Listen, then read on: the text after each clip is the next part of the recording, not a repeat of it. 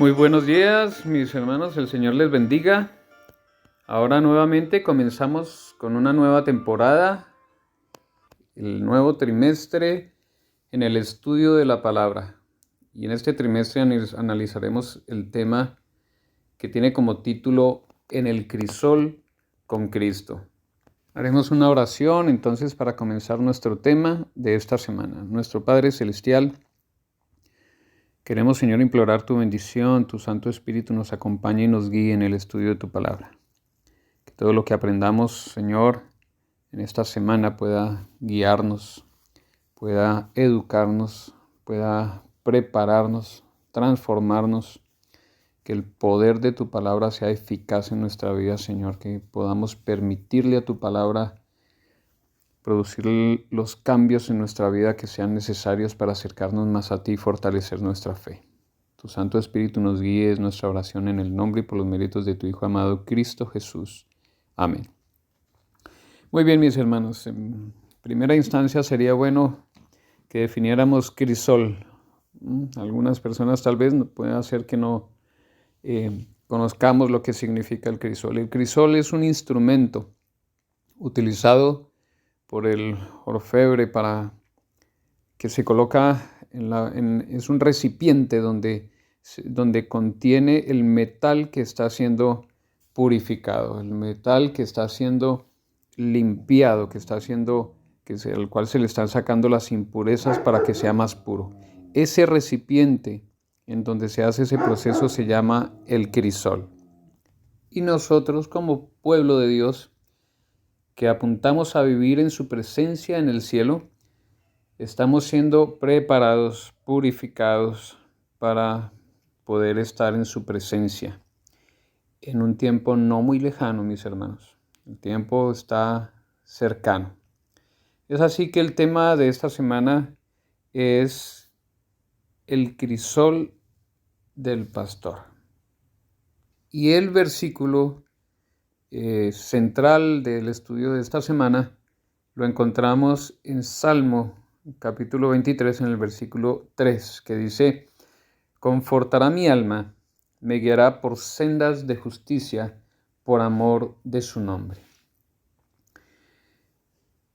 En las Escrituras siempre se ha tomado una simbología del cuidado de nuestro Padre Celestial hacia nosotros, como que nosotros somos identificados como ovejas y nuestro Padre Celestial es un pastor, el buen pastor, o el Señor Jesús, el buen pastor, nuestro Salvador es el buen pastor.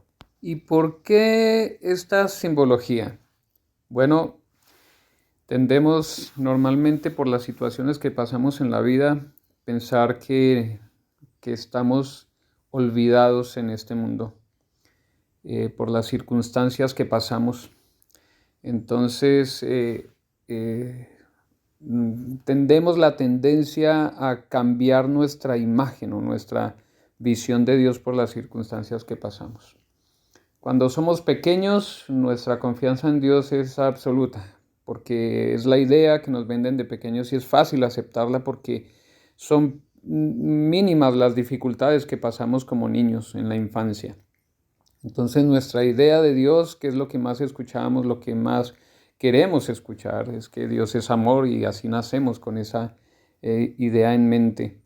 Y pues como no tenemos circunstancias duras o difíciles porque somos infantes, entonces es fácil mantener esa idea en nuestra mente. Pero a medida que vamos creciendo, se va tornando un poco diferente la imagen de Dios. Puede ser que hasta inclusive vaya desapareciendo porque ya no hay tanta confianza en ese Dios amoroso, en ese Dios bondadoso, en ese Dios misericordioso. ¿Por qué razón? Porque cuando vamos creciendo vamos encontrando más dificultades en la vida y la vida nos va golpeando poco a poco. Entonces se va perdiendo esa idea en nosotros. Nosotros vamos cambiando de idea acerca de Dios y también vamos cambiando o en el acercamiento hacia Él. Pero somos nosotros los que cambiamos, el Señor no. Hebreos capítulo 13, en el versículo 8, nos dice que Él no cambia. Nos dice que Él es el mismo ayer, hoy y por los siglos. Santiago, capítulo 1, en el versículo 17, también nos dice que todo lo que recibimos bueno, todo lo que podemos ver bueno, todo lo que hay en nosotros bueno, desciende de lo alto, desciende de Dios, del Padre de las luces, en el cual no hay mudanza ni sombra de variación. Eso dice en Santiago capítulo 1 en el versículo 17. Él no cambia. Nosotros cambiamos, somos muy cambiantes. Ahora bien, cuando nosotros cambiamos con esas ideas, pues es fácil cambiar de pensamiento acerca de Dios, pero la palabra de Dios nos muestra un plano en donde nosotros podemos entender mejor la relación y regresar a tener la confianza en el Señor. En la Biblia se nombra siempre el pastor tanto en el Antiguo Testamento como en el Nuevo Testamento. Y el Salmo 23, que uno de sus versículos es el versículo de memorizar en esta semana, nos habla acerca del trato del pastor. Generalmente nosotros encontramos personas que están un poco desanimadas, o muchas veces nosotros también estamos desanimados por alguna circunstancia, como ya lo dije antes, nos desanimamos, tal vez no tenemos intención de orar, pareciera que las circunstancias duras nos alejan del Señor, así como estábamos leyendo en la historia del Génesis, cómo las situaciones se tornaban difíciles en algún momento para los patriarcas, pero el acercamiento al Señor, la fidelidad a Él, finalmente mostró cuál es la realidad del asunto. El Señor nunca se aparta de nosotros. Es así que la figura del pastor es un buen símbolo para mostrar la relación que tiene nuestro Padre Celestial para con nosotros y aún más también cómo somos nosotros. Muy bien. Entonces, ¿qué aprendemos nosotros acerca del pastor? En los versículos que voy a nombrar a continuación, tal vez tomen nota de ellos. Isaías 40:11 nos dice que nosotros en sus brazos vamos a ser llevados, vamos a estar cerca de su seno. Él nos llevará en su seno y nos lleva con suavidad, con cuidado. Jeremías capítulo 23, del versículo 3 al 4, dice que Él mismo se encargará de nuestro cuidado, que Él nos recogerá de donde estemos, que nosotros también creceremos y nos multiplicaremos, que Él también nos apacentará y nosotros por sus cuidados, por su amor, pues ya no tendremos temor, tampoco seremos amedrentados ni tampoco nos van a menoscabar. Significa que el cuidado de Él es para nosotros también, inclusive cuidándonos de los peligros ajenos que no necesitamos pasar. Ezequiel capítulo 34, en el versículo 12, dice que el Señor nos reconoce, que está el pastor, Él como el pastor, está buscándonos, nos recoge de donde estemos nosotros apartados de Él, no importa la distancia a la que estemos de Él. Él nos reconoce y nos recoge nuevamente, nos llama de cualquier punto de distancia que estemos de Él, Él vuelve y nos atrae. En Juan capítulo 10, versículos 14 al 16, nos dice que repite nuevamente que el Señor nos conoce, que nuestro pastor nos conoce, pero también dice que nosotros le conocemos a Él, que nosotros conocemos quién es Él. Dice también que Él pone su vida por nosotros, que nosotros vamos a oír su voz y nosotros vendremos a Él. En Primera de Pedro, en el capítulo 2 y versículo 25, dice que nosotros fuimos rescatados por nuestro pastor, quien es obispo también. Entonces la idea en estos versículos, que tanto del Antiguo Testamento como en el Nuevo Testamento nos habla de un pastor, nos habla también del cuidado del pastor, la relación que tenemos con nuestro pastor. son palabras que nos llenan de aliento, porque significa que hay alguien al cuidado de nosotros. ¿Saben ustedes lo que significaba el pastor? En esos tiempos en que se escribió el Salmo 23, era muy reconocida la figura del pastor. Hoy en día tal vez se haya perdido un poco la figura, pero en ese tiempo era muy reconocida y por eso se utilizó esta simbología. El pastor es la persona que está al cuidado de las ovejas, se identifica con ellas. Él se convive con ellas, se preocupa por su bienestar, las protege, las resguarda, las cuida para que no se descarríen. Y es interesante algunas características de las ovejas. Las ovejas son de visión corta.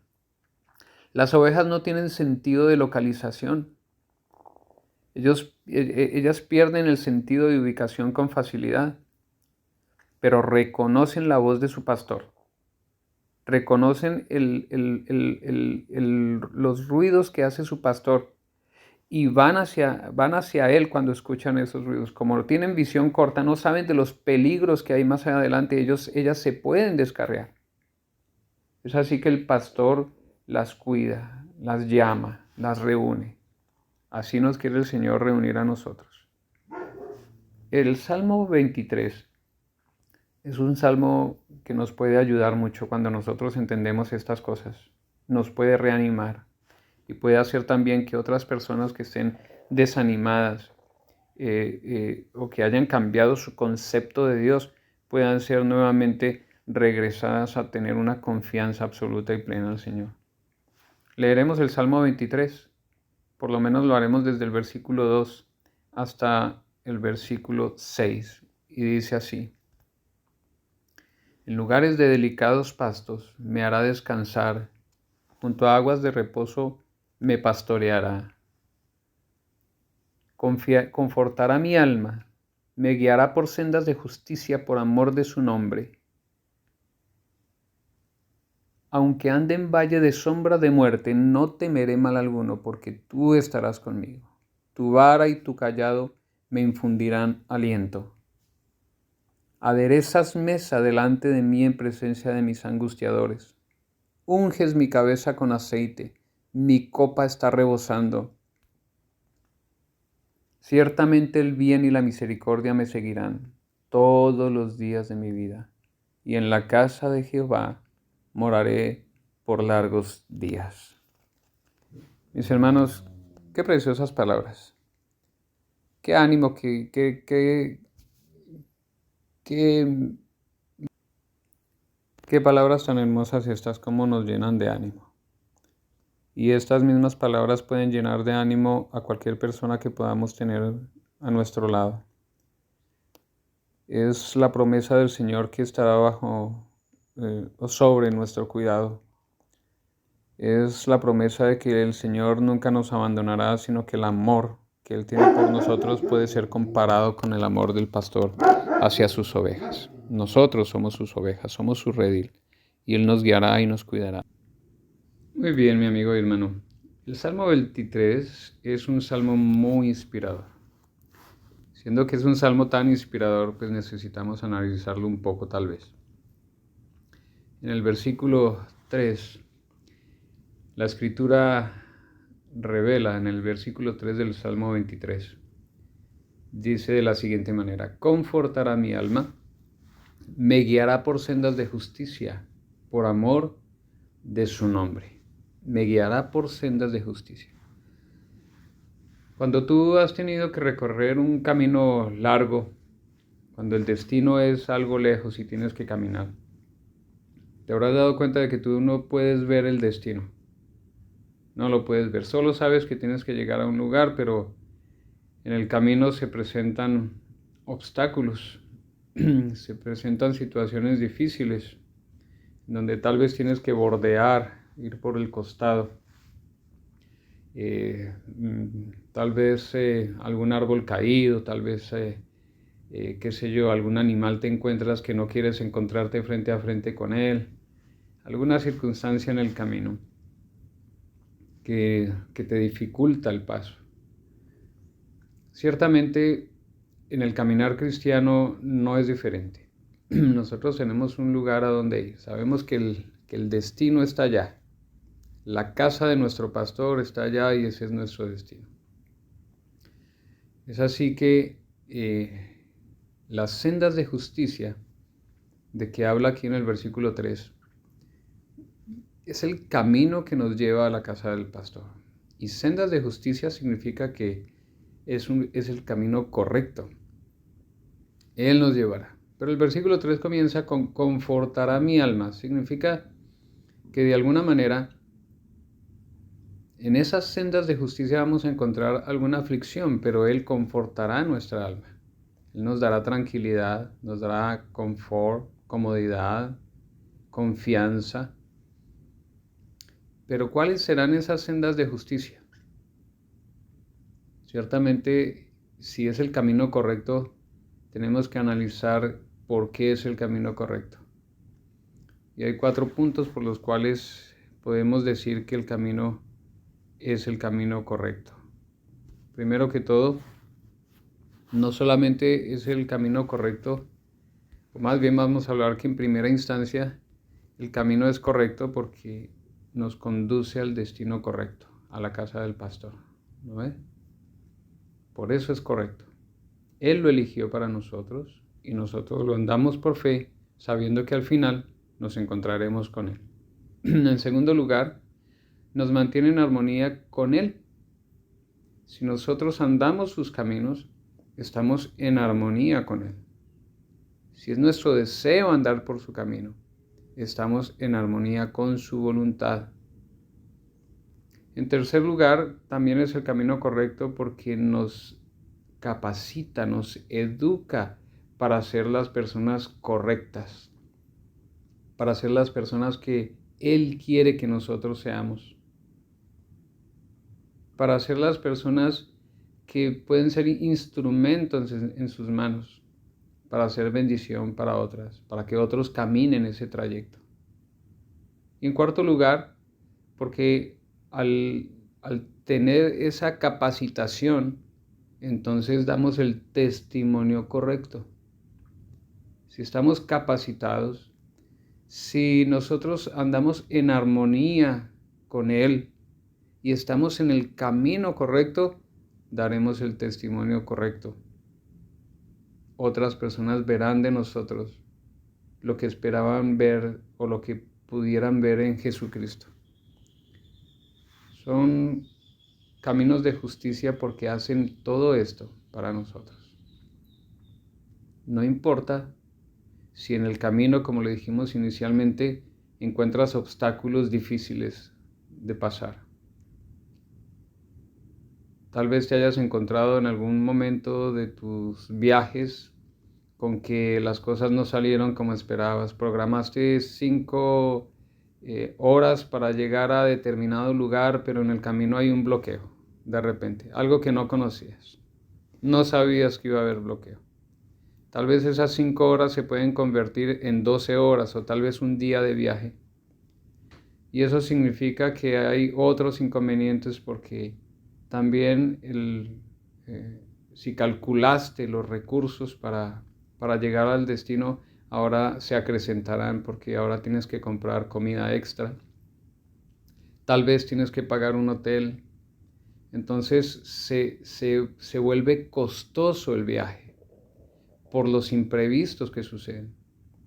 Pero esos imprevistos ya estaban calculados por aquel que todo lo conoce. Solo que por nosotros no están calculados, pero nos ayudan, nos dirigen. Sea que el viaje sea fácil o difícil, el camino es el correcto porque nos lleva al destino correcto. No importa los obstáculos que se presenten. Y quien trazó el camino, quien marcó el camino por el cual debemos andar, conoce las dificultades del camino. Ahora, si bien es cierto, cuando el Señor nos guía, no solamente nos lleva hasta el final y nos protege en el camino. No se trata solo de protección y de guiar. Cuando Él nos lleva por su camino, por sus sendas de justicia, El propósito de llevarnos por esa senda de justicia es educarnos, instruirnos. Él siempre nos instruye, siempre nos educa. Y precisamente esos obstáculos que encontramos en el camino son parte de esa educación, son parte de esa instrucción, son parte de esa transformación que Él quiere causar en nosotros. Entonces, ¿cómo nosotros podemos entender que la justicia de Dios es prioridad suya para nuestra vida? Cómo la justicia de Dios, el hecho de que Él tenga en su corazón, o no solo en su corazón, sino que su gobierno sea justo, hace que tenga que haber una educación para nosotros, para poder participar de esa justicia. ¿Cómo pueden las pruebas que tienes tú en tu vida capacitarte para que reflejemos mejor la persona de Cristo Jesús, para representar mejor su carácter, el carácter de Dios? ¿Cómo crees que las pruebas nos pueden capacitar para esto? Bueno, nos ejercitan en la paciencia, nos ejercitan en la esperanza, nos ejercitan en la confianza, nos ejercitan en la fe. Analizaremos en esta hora el versículo 4 del Salmo 23, que dice de la siguiente manera: Aunque ande en valle de sombra de muerte, no temeré mal alguno, porque tú estarás conmigo, tu vara y tu cayado me infundirán aliento. ¿Cómo sería nuestra vida si nosotros pudiéramos andar en los caminos de justicia o en las sendas de justicia, bajo la idea de que las sendas de justicia deben ser un lugar tranquilo, reposado, descansado, libre de preocupaciones? Pero no es lo que nos dice las Escrituras. Si bien las sendas de justicia, hay también algunas etapas como el valle de sombra de muerte.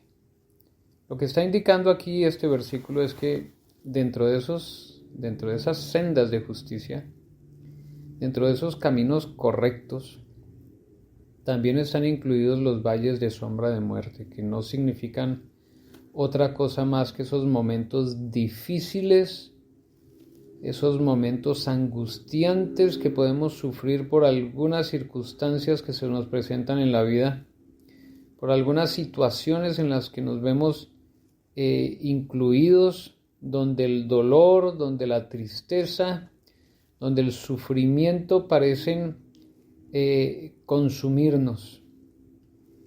¿Quién de nosotros no hemos pasado por momentos así? Ya en el pasado. Es posible que alguien aún esté actualmente pasando por un momento así. Quienes ya hemos pasado por esos momentos podemos decirle a alguien que lo esté viviendo actualmente que no necesita desesperar, pues nosotros ya hemos aprendido que el Señor tiene una salida y hay que confiar en Él y esperar en Él, porque Él tiene la solución. Precisamente aquí el salmista está haciendo mención de una circunstancia semejante y también está dando la solución. Él dice: aunque ande en valle de sombra de muerte, no temeré mal alguno, dice. No temeré mal alguno. ¿Qué significa? Termine como termine la situación, no es algo desconocido para el Señor, que quiere nuestro bienestar, que desea nuestro bienestar, que sabe lo que es mejor para nosotros, mejor para nuestra salvación. Entonces, aquí el salmista dice que no temerá mal alguno y da una razón por la cual no tener temor. Dice, porque tú estarás conmigo. Mi hermano y amigo, cuando nosotros conocemos a nuestro pastor, cuando nosotros conocemos quién es el que se dice ser nuestro Salvador, cuando nosotros conocemos en algo a quien se dice ser nuestro Padre Celestial, nosotros entonces empezamos a confiar, porque no es cualquiera, no es un ser humano, es Dios, para quien nada hay imposible, para quien lo imposible no existe. Y aquí dice el salmista, porque tú estarás conmigo. Qué bueno que nuestro pastor está a nuestro lado. Él nunca se aparta de nosotros nos alejamos de él, nosotros le damos la espalda. Es nuestra tendencia ignorarlo muchas veces en nuestras actividades, en nuestro trabajo, en nuestro caminar. Muchas veces lo ignoramos, mas sin embargo, Él sigue buscándonos, sigue extendiendo su brazo, su misericordia no tiene límites. Él no se cansa de ir detrás de nosotros, en busca de nosotros para rescatarnos, para corregir nuestro camino. Y dice, porque tú estarás conmigo. ¿Y por qué se siente seguro el salmista? ¿Cómo se debe sentir una oveja cuando está su pastor a su lado? Se siente segura. Se siente segura cuando una ovejita está frente al miedo, busca el refugio con su pastor. Y así pasa con muchos de las criaturas creadas, mas sin embargo, estamos hablando ahorita del pastor y las ovejas. Ellos buscan refugio porque sabe quién las consiente, porque sabe quién las quiere, porque sabe quién les ama. Buscan refugio en Él. Dice al final del versículo, tu vara y tu cayado me infundirán aliento. Mi hermano, la vara era un instrumento que utilizaba el pastor para defender su rebaño. Era el instrumento que tenía para defender de los depredadores a sus ovejas. No sé si alguno de ustedes ha visto los gendarmes o los que cuidan algunos almacenes, sea en la noche o sea en el día, tienen un instrumento de madera. Eso se llama una macana. El instrumento que tenía el pastor era un instrumento muy similar a esa macana. También era de madera. Tenía una bola al extremo. Y algunos utilizaban algunas puntas que le colocaban ahí en esa bola. Pero era el instrumento de defensa con el cual el pastor defendía a los animales, a sus ovejitas, de los depredadores. Y el cayado ya lo conocemos. Algo así es lo que nosotros llamamos, algo así como la vara de Aarón, era un instrumento de apoyo, aproximadamente medía 2 metros de altura, y en uno de sus extremos tenía una parte curvada y parecido a un signo de interrogación. Esa vara también, o ese cayado, también se utilizaba como protección, como guía para las ovejas, y con esa vara se ayudaba el pastor para guiar las ovejas. Entonces, cuando nosotros pensamos que aquí el salmista está hablando como si fuera una oveja, dice, tu vara y tu cayado me infundirán aliento. ¿Cuáles son esa vara y ese cayado? Está diciendo, tú tienes los instrumentos suficientes para defensa mía. Tú ya ofreciste los instrumentos suficientes para mi justificación. Tú ya tienes los instrumentos suficientes para guiarme, para instruirme por el camino, para corregirme, para hacer de mí el ser que tú quieres que yo sea. Esa es la idea de lo que está diciendo aquí David, el salmista. me infundirán, dice, tu vara y tu callado me infundirán aliento. Mis hermanos, ¿qué es lo que proporciona un pastor para su rebaño? Lo que el pastor proporciona para su rebaño es descanso, refrigerio, alimento, renovación, compañerismo, dirección, liberación del temor, consuelo, seguridad, victoria sobre los enemigos. ¿Qué más se puede pedir para un pastor, de un pastor? Eso es lo que sienten las ovejas, eso es lo que puede proporcionarles el pastor a sus ovejas. ¿Cuánto más nosotros como cristianos no estaremos conformes con todas estas cualidades de nuestro buen pastor? Estas características del pastor son las características de nuestro pastor, de nuestro buen pastor. Mis hermanos, ciertamente nuestro pastor, o más bien como nuestro pastor, no hay otro. A pesar de que nosotros estemos andando por un camino de sombra de muerte, como pareciera sentirse como si nos hubiera abandonado el Señor, nuestro pastor nos hubiera abandonado, no es así. Si bien estamos atravesando por esa sombra de muerte, ese valle de muerte, mis hermanos, tengan la plena seguridad. El pastor nos lleva por el camino, por las sendas de justicia, aún al pasar esos valles de muerte. Él sabe lo que está buscando en nosotros al atravesar por esos valles de muerte. Lo único que nosotros hemos de hacer es ejercitarnos y aprender de esas experiencias. Confianza, fortalecimiento de nuestra fe, mayor acercamiento a nuestro pastor. Y mis hermanos, no hay nada que el Señor permita que no tenga un propósito en la vida para nuestra salvación. Así que los que ya hemos pasado por esas situaciones, sabemos que el Señor no nos aprieta hasta ahorcarnos. Siempre hay una salida y Él tiene una salida.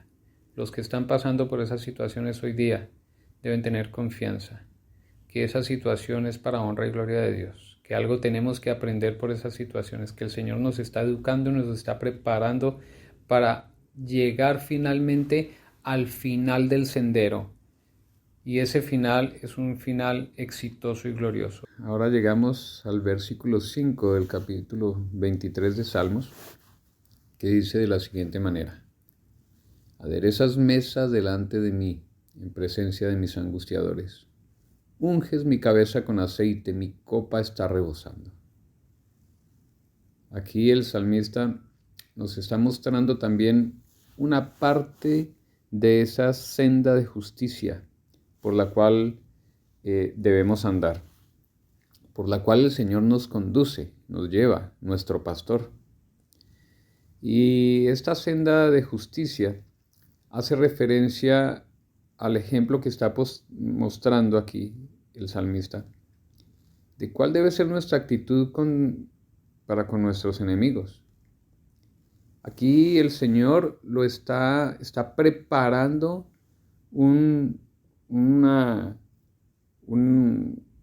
¿cómo se diría? Una gran cena, hay una invitación especial. Recordemos que en ese tiempo, los reyes acostumbraban a hacer lo siguiente cuando tenían un anfitrión importante que era invitado a la cena. Lo ungían en su cabeza, era una mezcla de aceite de oliva con perfumes. Era ungido antes de sentarse a la mesa. Después de que era ungido, lo sentaban a la mesa y ponían delante de sí alimento en abundancia, mucho más de lo que podía comer. Ahora podemos entender entonces el contexto de este versículo. Dice: aderezas mesa delante de mí en presencia de mis angustiadores. ¿Con quién se sienta entonces el salmista?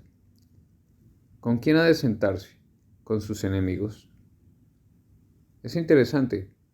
De si alguien nos invita a nosotros a una cena especial y nos invita, nos hace invitados de honor, y están nuestros enemigos sentados allá, pero nos hace a nosotros invitados de honor. Significa que nuestros enemigos también son invitados, pero no son invitados de honor, sino que yo soy el que es el invitado de honor.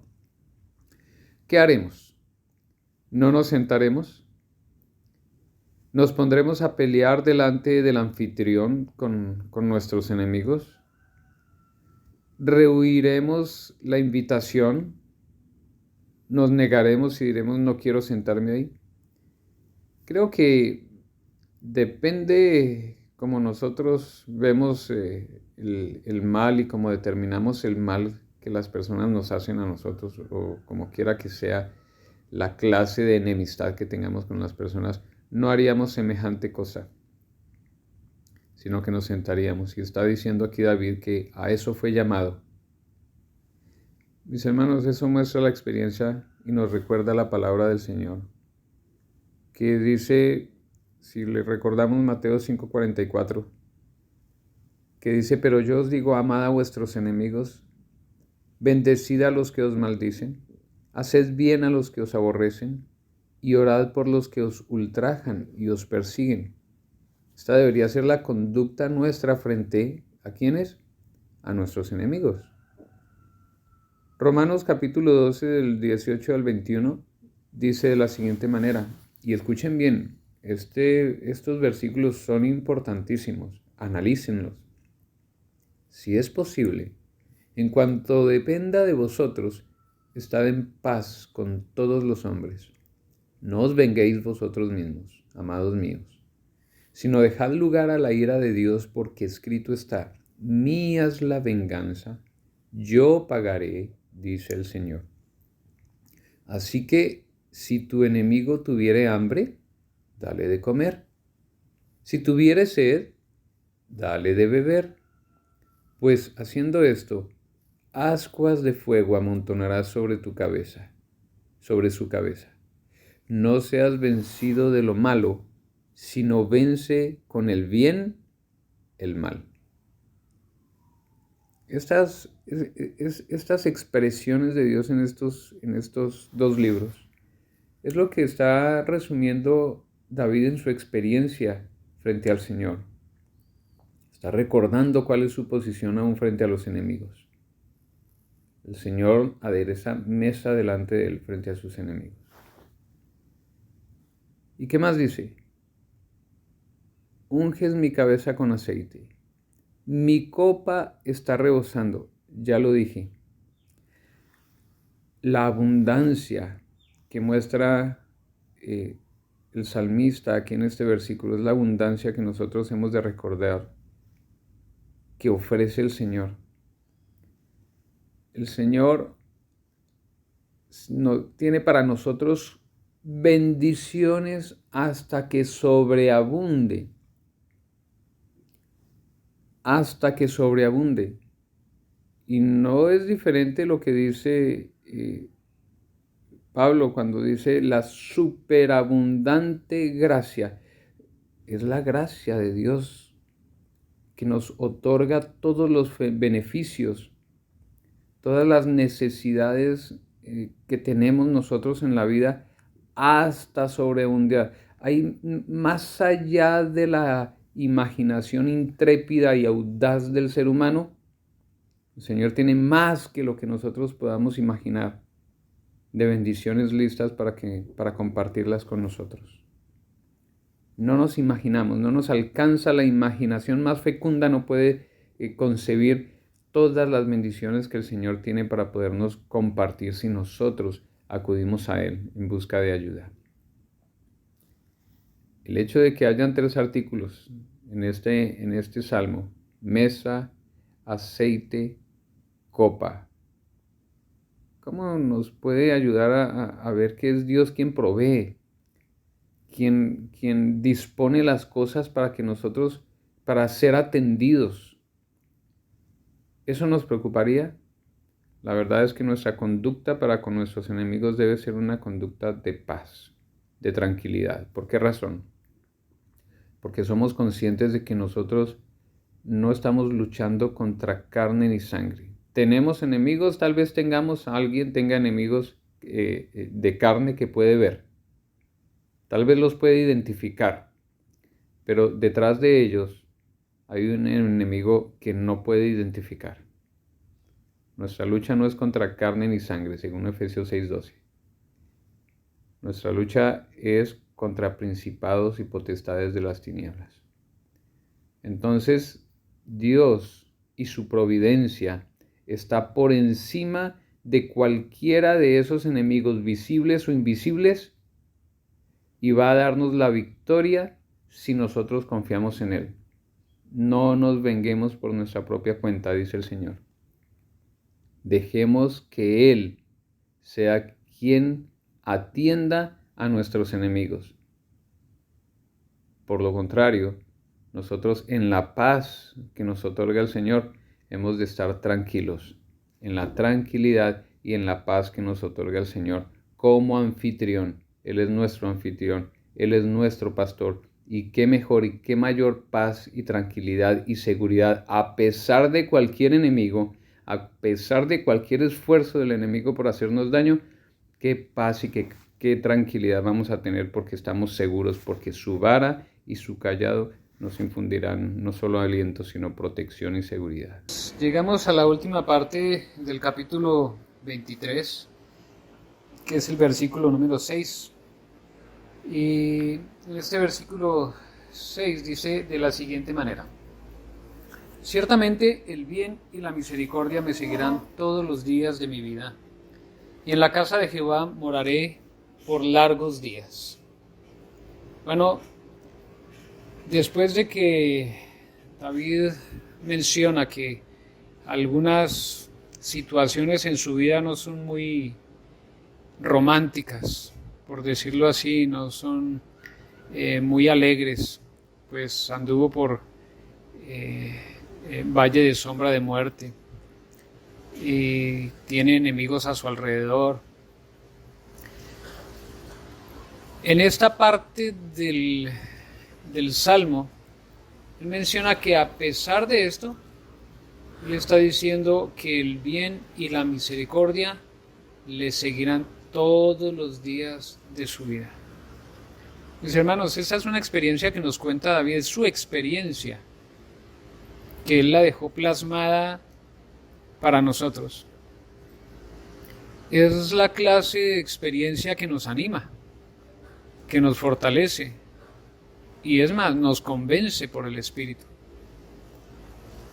Entonces, es la misma clase de trabajo que hemos de hacer nosotros con aquellos que están a nuestro lado, con aquellos que quieren saber acerca de dónde está el Dios que según su pensamiento, según lo que creen de Él, no les está acompañando porque tal vez estén pasando por una situación difícil.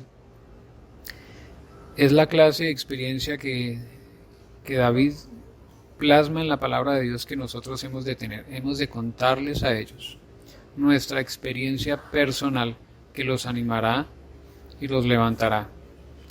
Hemos de compartir con ellos lo que hemos vivido con el Señor, cómo el Señor ha trabajado en nuestras vidas. Así lo está haciendo David con nosotros.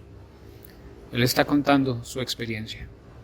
Y Él está diciendo: todos los días de mi vida, el bien y la misericordia me seguirán. ¿El bien y la misericordia de quién? De Dios. Y cuando nosotros pensamos en el texto, cuando analizamos el texto bien, ese término seguir, pongámoslo en práctica. Miremos qué experiencias tenemos bíblicas que nos hablan de la realidad de esta verdad. Ciertamente el Señor siempre está detrás de nosotros buscándonos. No fue diferente con Adán y Eva.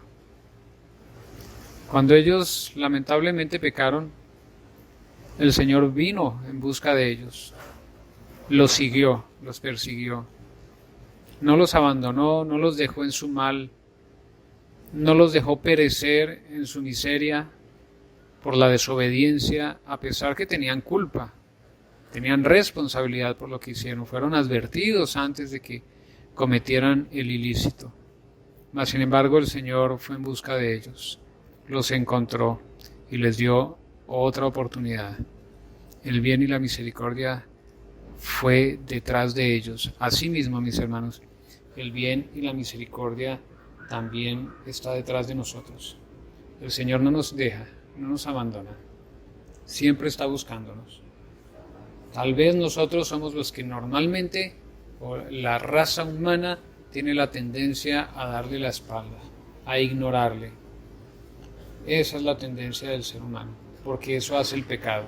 El pecado nos acostumbra a vivir sin Él, a vivir fuera de Él, a pensar que podemos lograr muchas cosas sin Él.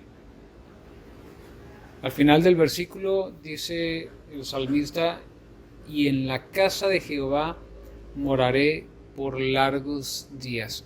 Ese es el final de su peregrinaje.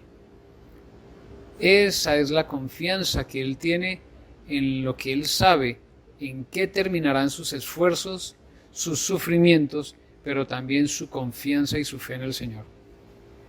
Mis hermanos, ahí es donde debe terminar la nuestra también, porque también nosotros participaremos de ese final glorioso del cual va a participar David. En la casa de Jehová moraremos tú y yo por largos días. El Señor te bendiga, mi hermano. El Señor te acompañe, te guíe, que tú puedas sentir su presencia, porque Él está cerca de ti. El Señor te bendiga mucho. Un abrazo.